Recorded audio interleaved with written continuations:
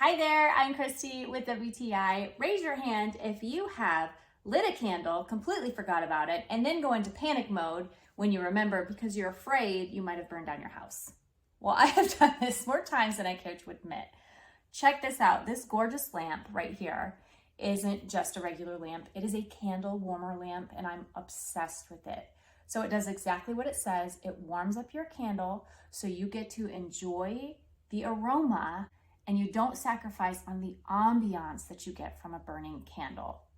So the light on this has 3 different brightness settings, and it still gives you that warm and cozy vibe that you get from burning a candle, but it's on a timer. So you can choose whether you want it to be set for 2, 4, or 8 hours, and then it will automatically shut off.